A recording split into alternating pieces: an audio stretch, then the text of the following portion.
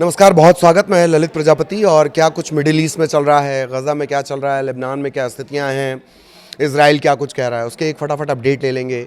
Iran और America के बीच किस तरह की बातें कही जा रही हैं, उस पर भी चर्चा कर लेंगे, वो अपडेट भी आपको बता देंगे। 24 घंटे में मिडिल ईस्ट में किस तरह की स्थितियाँ रही हैं, एक दो मुद्दे जो हैं वो भारत से भी जुड़े हुए हैं, वो भी हम आपको जानकारी दे देंगे। साथ ही जो अमेरिका ने अब कहा है, ट्रंप की तरफ से जो कहा गया है कि अब वो मुस्तफा खामनेई से मिलने के लिए तैयार हैं अगर कोई डील हो रही है। वैसे तो वो नहीं पसंद करते हैं, लेकिन अगर मिलते हैं मुस्तफा खामनेई से, जो सुप्रीम लीडर हैं ईरान के, तो ये उनके लिए बहुत अच्छी बात होगी, गर्व की बात होगी। तमाम बातें, किस तरह के बयान हैं इन सब के बीच, ये भी हम बातचीत करेंगे। और क्या कुछ अमेरिका ने कहा वो भी आपको बताएंगे। शुरुआत करते हैं। डोनाल्ड ट्रंप से सवाल पूछा गया था तो अमेरिका ईरान के बीच समझौते को लेकर, डील को लेकर, तब उन्होंने कहा कि वो मुस्तफा खामनेई से, जो सुप्रीम लीडर हैं ईरान के, उनसे मिलने के लिए तैयार हैं। और मैं सुप्रीम लीडर मुस्तफा खामनेई से मिलना नहीं चाहता, मैं सुप्रीम लीडर मुस्तफा खामनेई से मिलना नहीं चाहता, लेकिन अगर मुलाकात होगी तो मुझे गर्व होगा। अगर डील हो जाती है तो मुलाकात संभव है, मुझे कोई दिक्कत नहीं है। यानी संभावित मुलाकात से कोई दिक्कत नहीं है। वो ये भी कह रहे हैं कि मैं ईरान के जो सुप्रीम लीडर हैं उनके सामने या उनसे बहुत इज्जत से पेश आऊँगा। अब ये बात भी खैर बताने वाली तो नहीं थी, लेकिन बता दी गई है उनकी तरफ से। एक और महत्वपूर्ण अपडेट ये है, उन्होंने ये भी कहा कि जो एनरिच्ड यूरेनियम है, संवर्धित यूरेनियम, जिसके लिए कहा जाता है कि करीब करीब 60% तक वो एनरिच हो चुका है, उसे लेने के लिए सेना उतारने की बात कही जा रही थी, सेना भेजने की बात कही जा रही थी। तो आखिर में ये योजना खारिज कर दी गई है। सेंटकॉम की तरफ से ये योजना बना के दी गई थी, वहाँ के जो मिलिट्री ऑफिशियल्स हैं उनकी तरफ से ये योजना ट्रंप को बनाकर दी गई थी, लेकिन ऐन वक्त पर ये खारिज कर दी गई है। ये अमेरिकी राष्ट्रपति डोनाल्ड ट्रंप ने बताया है। अमेरिकी सैनिकों की जान जाने की आशंका है। शुरुआत में जब ये बात आ रही थी कि अमेरिका ने पूरी तैनाती कर ली है, 30 मिनट का एक ऑपरेशन बना लिया गया है, 30 मिनट के इस ऑपरेशन में अंदर जाया जाएगा, सीधे जो न्यूक्लियर प्लांट्स हैं, जो फैसिलिटीज़ हैं, उन पर हमला किया जाएगा और उसके बाद सेना नीचे जाएगी, एनरिच्ड यूरेनियम, संवर्धित यूरेनियम को अपने कब्जे में लेगी और वापस लौट आएगी। अब ट्रंप कह रहे हैं कि नहीं, इसमें सैनिकों की जान का खतरा है, इस वजह से इसे आगे नहीं बढ़ाया जा रहा है। 24 घंटे में क्या कुछ अपडेट हुआ है। कुवैत एयरपोर्ट पर हमला हुआ है, इसमें एक इंटरनेशनल एयरपोर्ट पर हमला हुआ है। टर्मिनल 1 को नुकसान पहुंचा है, एक भारतीय नागरिक की मौत हुई है, 63 लोग घायल हुए, कई की हालत गंभीर है। एक और बड़ा कि इजराइल और लेबनान के बीच सीज़ फायर भी लागू है और इन सब के बीच हमले भी लगातार दोनों तरफ से जारी हैं, ख़ासतौर पर इजराइल की तरफ से। तो कई इलाकों में ड्रोन और हवाई हमलों की खबरें हैं। इजरायली सेना और हिजबुल्लाह दोनों की तरफ से जवाबी कार्रवाई की जा रही है। मतलब ये ऐसा सीज़ फायर है जिसमें हमले हो रहे हैं, ये ऐसा युद्ध विराम है जिसमें युद्ध चल रहा है। ठीक। ट्रंप और अमेरिकी संसद में टकराव की स्थितियां बढ़ती जा रही हैं। अमेरिकी संसद के निचले सदन ने ईरान के खिलाफ सैन्य कार्रवाई पर राष्ट्रपति की शक्तियों को सीमित करने का प्रस्ताव पास कर लिया है। यानी अब अगर ट्रंप को, इसके बारे में हमने एक अलग वीडियो में समझाया कि अमेरिका का एक सिस्टम है, अमेरिका का एक संवैधानिक व्यवस्था है कि अगर किसी राष्ट्र के खिलाफ आपको सैन्य कार्रवाई जारी करना है या जारी रखना है तो फिर आपको संसद की अनुमति लेनी पड़ेगी, कांग्रेस की अनुमति लेनी पड़ेगी। तो निचले सदन ने इस बात को मतलब इसे लेकर ये साफ कर दिया है कि राष्ट्रपति की शक्तियों को सीमित कर दिया गया है। फिर भी अगर उन्हें युद्ध जारी रखना है, ईरान पर हमले करते रहना है, तो उन्हें जो है कि वो परमिशन लेनी पड़ेगी। ट्रंप ने इसे देशहित के खिलाफ बताया है। मिडिल ईस्ट में तनाव है, सीज़ फायर की उम्मीदें हैं। इसके बीच जो कच्चे तेल की कीमतें, उसमें बहुत मामूली गिरावट आई है, वो जान लीजिए।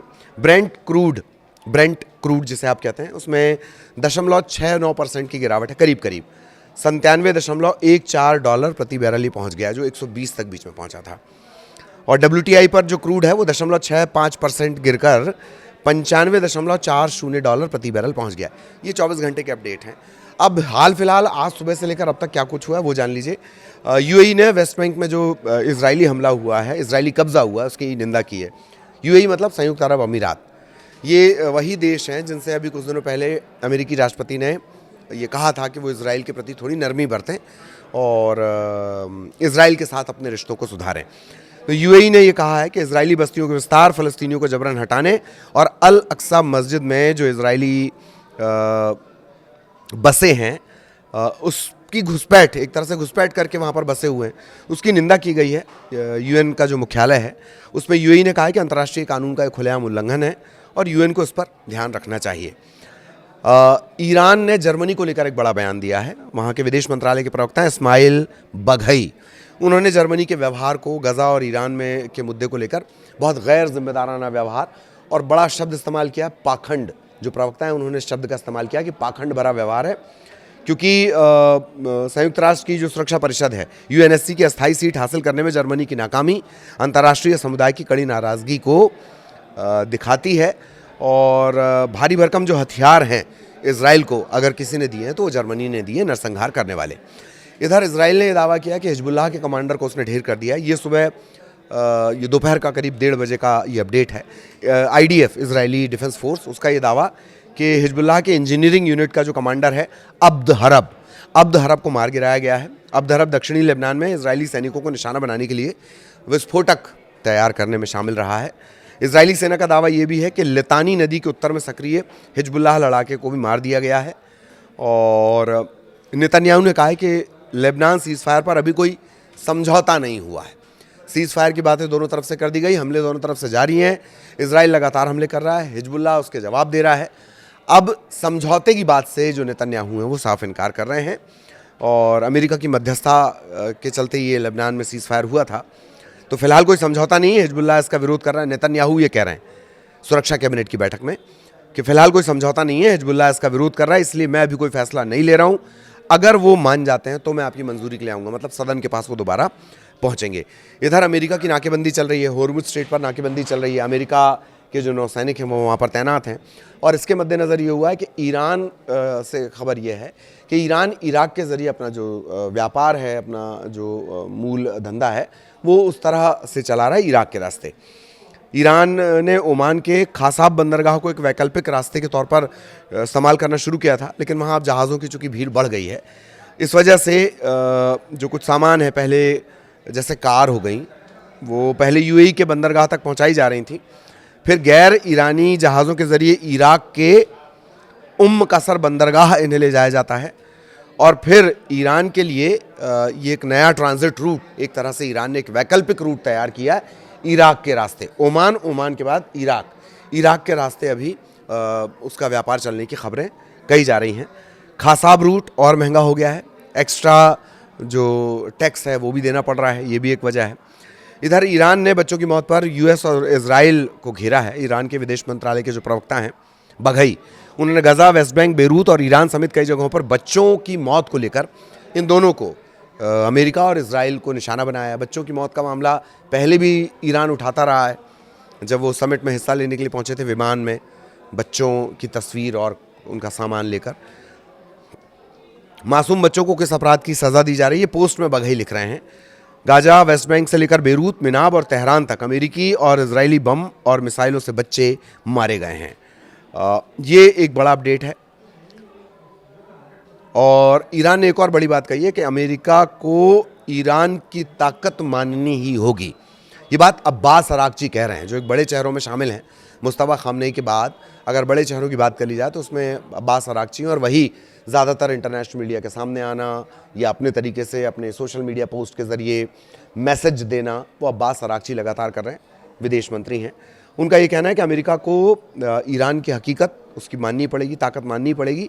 अमेरिका को ईरान के साथ क्षेत्रीय और व्यापक स्तर पर रिश्ते बनाने होंगे। वॉशिंगटन को धमकी और दबाव के बजाय आपसी हितों के आधार पर बातचीत करनी चाहिए।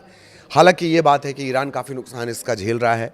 अमेरिकी नाकेबंदी से ईरान का जो तेल निर्यात है वो बुरी तरह से गिरा है। Shipping industry journal Lloyd's list, इसकी एक रिपोर्ट है मई के महीने की। कच्चे तेल का जो निर्यात है वो 24% गिर गया है। मई का निर्यात अप्रैल तक के 12 महीने के औसत से 87% कम रहा है। ठीक है, बिजनेस लगातार ईरान का कम हो रहा है। और अमेरिकी नौसैनिक नाकेबंदी के बाद ईरान अब बड़े VLCC टैंकर की जगह छोटे तेल टैंकर का इस्तेमाल कर रहा है, क्योंकि जो बड़े जहाज़ हैं, बड़े शिपयार्ड हैं, उन्हें अमेरिकी जो नौसैनिक हैं वो रोक भी ले रहे हैं और कब्जे में भी ले रहे हैं। अब अगर बात कर ली जाए, एक और बड़ा अपडेट आ रहा है इस वक्त दक्षिणी लेबनान। यहाँ पर इजराइल ने हमला किया है, 4 लोगों की जान जाने की खबर है। शुक्रवार तड़के ये पूरा हमला किया गया, 4 लोगों की मौत हुई है, ये समाचार एजेंसी कह रही है लेबनान की। तो ये भले ही युद्ध विराम की बात कही जा रही हो, पीस की बात कही जा रही हो, इस पीस के बीच में पावर का खेल दिखाने की जो स्थिति है वो लगातार चल रही है। पहले इजराइल हमला करता है और बदले में हिजबुल्लाह की तरफ से भी हमले किए जा रहे हैं। ये पूरा मिडिल ईस्ट का इस वक्त का अपडेट हो गया। ख़ास तौर पर हमने ये भी बताया कि ट्रंप के बयान, दावे वो किस तरह से बदले हैं, इसको लेकर भी हमने अपडेट आप तक पहुंचाया है। आगे भी मिडिल ईस्ट का टेंशन और उसमें क्या कुछ होने जा रहा है, आप पर कैसे वो असर करेगा, इसको लेकर भी हम बातचीत करते रहेंगे। नमस्कार।